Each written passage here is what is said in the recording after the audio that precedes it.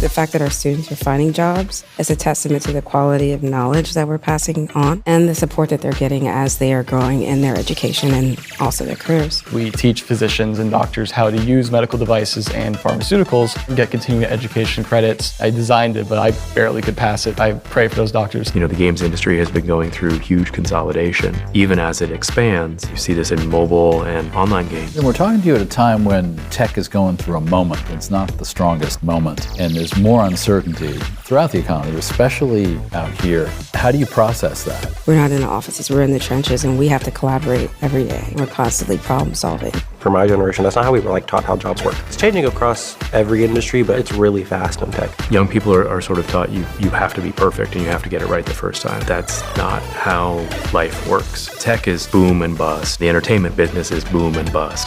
And if you do tech and entertainment, you're really amplifying, those waves. Sometimes they're in games and they're not even playing. They're just in there to be together. Gameheads is preparing students for the tech ecosystem and the wider world. It teaches the core technical stuff, along with other crucial skills for economic and personal success, talking about resilience and emotional intelligence. This starts with mentors and teachers here who really know what it takes. Most work in the video game industry. These are people who know the ropes and have ridden their fair share of boom and bust cycles. This episode deals with what's probably the very first economic principle we ever run into. Good old supply and demand. If the supply of goods and services outpaces demand, prices are going to fall, right? If demand runs past supply, prices jump. When it comes to a career, how do you plan to match supply with demand? Let's find out more about how these young people are preparing for careers in an industry notorious for moving at breakneck speed.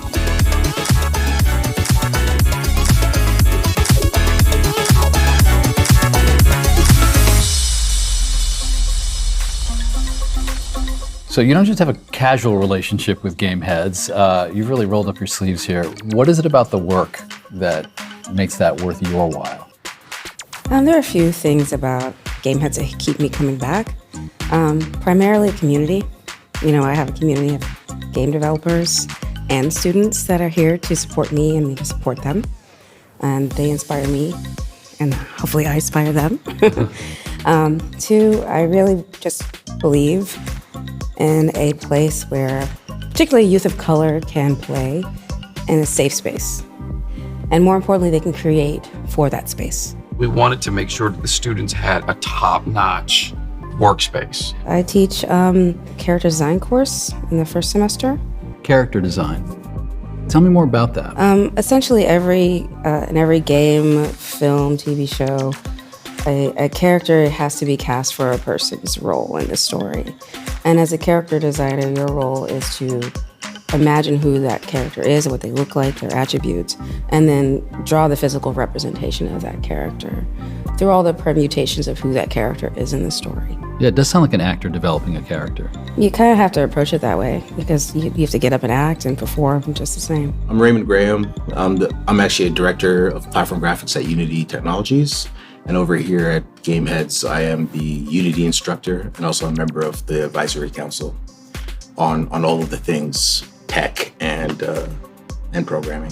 And what is this interface? What are we looking at? What's the software that we're looking at? This is Unity. I made this on Unity. Oh, this is on Unity. Okay. Mm-hmm. So we believe the world's a better place with more creators in it, and also more successful creators in it, right? So Unity's a platform for making games and being a creator, but then we also enable monetization, ads, things like that, so that you can also make money from what you make.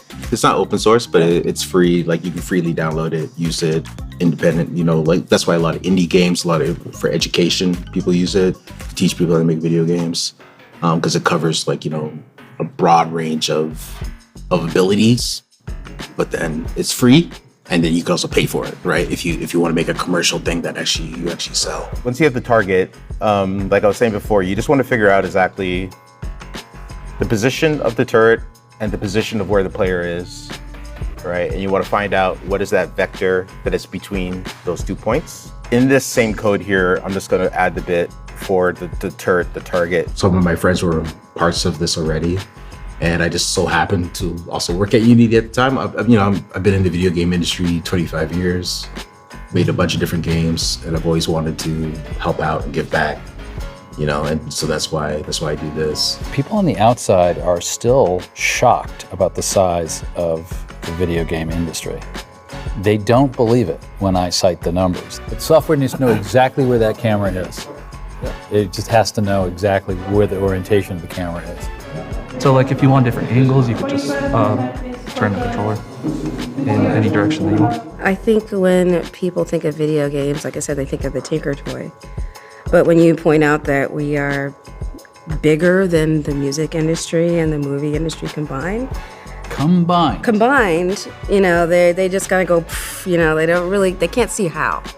Because they can't see the scale of how many people are engaged in games. So I think that is the big challenge is there are millions and millions of players, but we're always told that they look a specific way and they're a certain kind of player when that absolutely isn't true. It's the same for the size of the industry. We still think it's some niche Tinker Toy when it's a behemoth. So this is the Devops class, and we're currently focused on Docker, which is container management. Specifically, the container management allows you to create sort of virtualized applications that are isolated, that aren't dependent on operating systems. So if you think about the traditional operating system like Microsoft Windows or Linux or your Mac, they run an underlying operating system and then your applications run on top of it. Containerized applications are sort of isolated in a way where only the specific things that need to run the application are included in that container. So that means that I can run that container on any operating system without having to worry about dependencies or the underlying operating system interacting with the application in a weird way. So it's just a more efficient way to use computing resources. Yep. Cool. All right, I'm gonna floor it. Yeah, floor it. And then it looks like we're on a drag. So yeah, go ahead and feel free to speed up. And now, now we're on the dirt road. Cool. I'm from Cleveland. I didn't grow up next to the Silicon Valley. I didn't grow up, with speakers from the tech industry coming to my classroom or anything.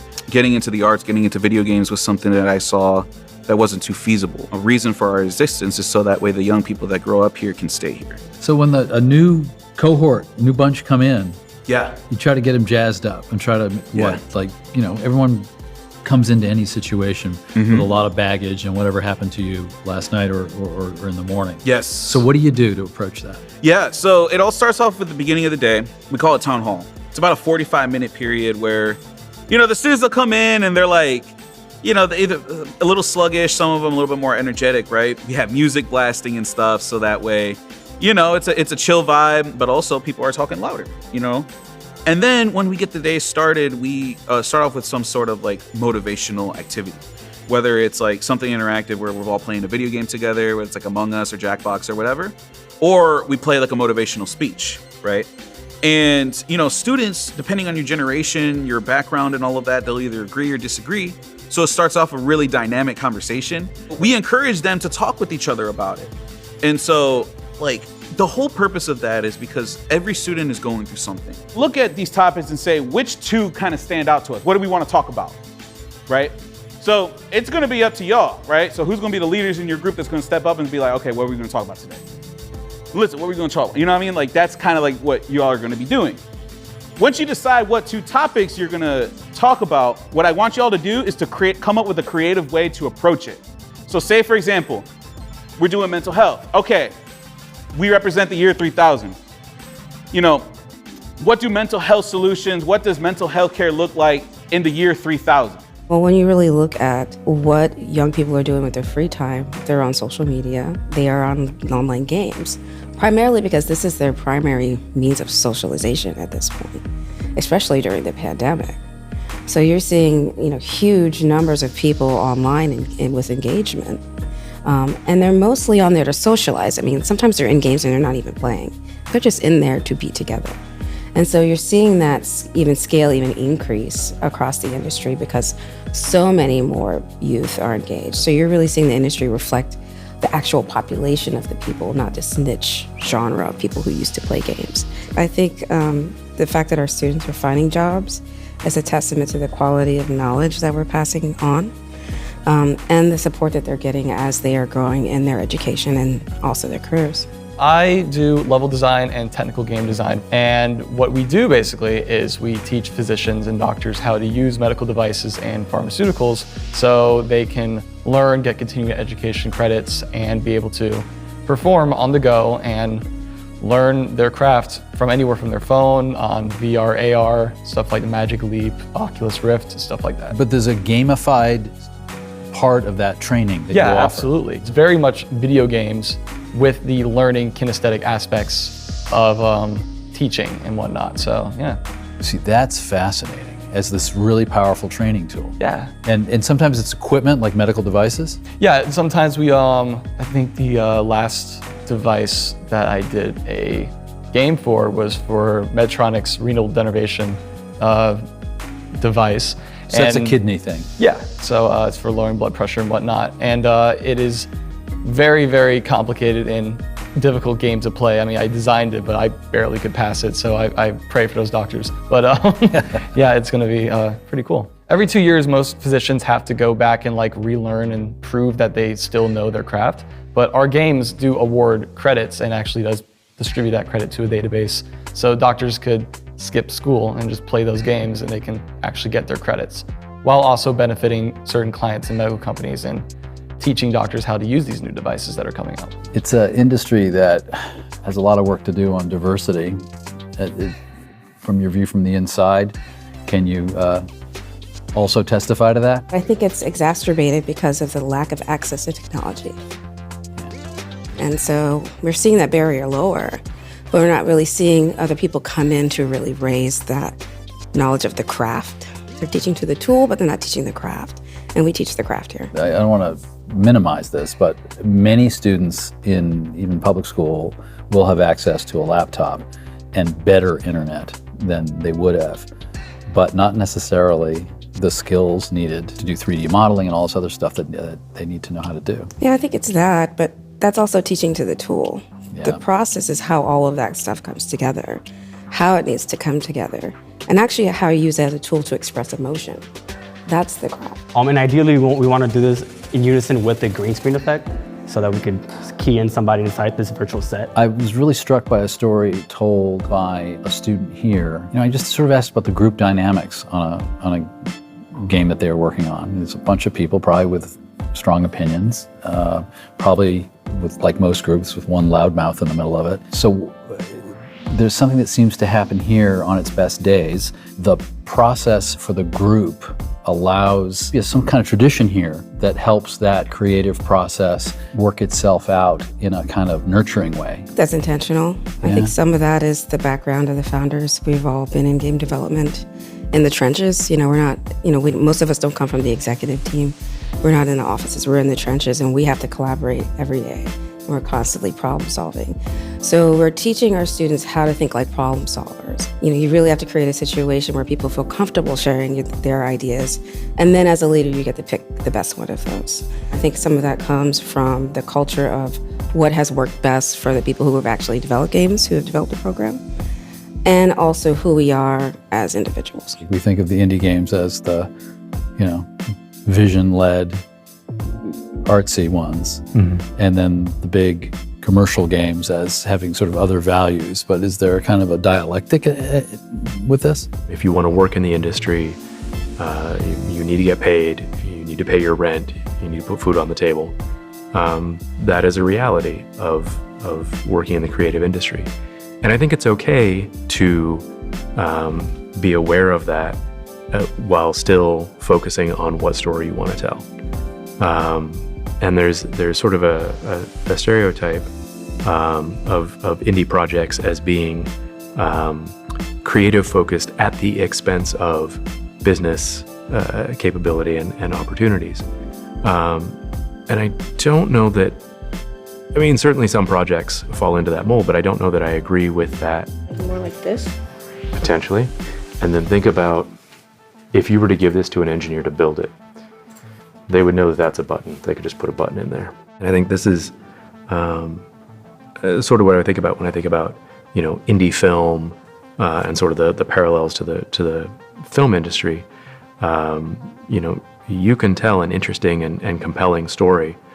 A game maybe like Spiritfarer or something like that, where it's talking about death and dying and passing over to the other world, maybe is not a sort of a mainstream sort of concept, and yet was a very, very successful title. The hard reality is, the games industry has been going through huge consolidation. Even as it expands, you see this in mobile and in online games. The tip of the iceberg is making exponentially more money than the number 5 slot, and more so than the number 10 slot. So a lot of companies are looking at different distribution channels, thinking about games in different ways. The idea of making a game these days is actually, I think, maybe a transmedia property, where you're making a game and what's your comic and what's your toy and what's your novel. Like, how can you tell this story in all these different formats? The Last of Us is a video game first, and then this other television show. And I think there's some really interesting, sort of opportunities there. Brandon, we're talking to you at a time when tech is going through a moment. It's not the strongest moment, and there's more uncertainty throughout the economy, but especially out here. How do you process that? It's difficult. I think what helps me is that I have a really, really open, good communication channel with the people I work with, both my coworkers and my supervisors. It's not like another generation where you could get a job at Boeing or General Motors, and with a bit of luck, that could be a career thing and you get to 65. That's not really how tech is. Yeah. So, you're probably going to have several jobs along the way.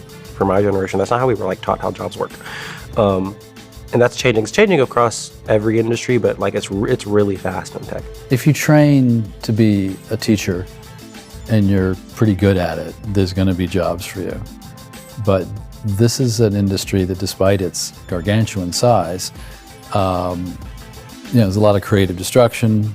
Young people are sort of taught you have to be perfect and you have to get it right the first time. But that's not how life works.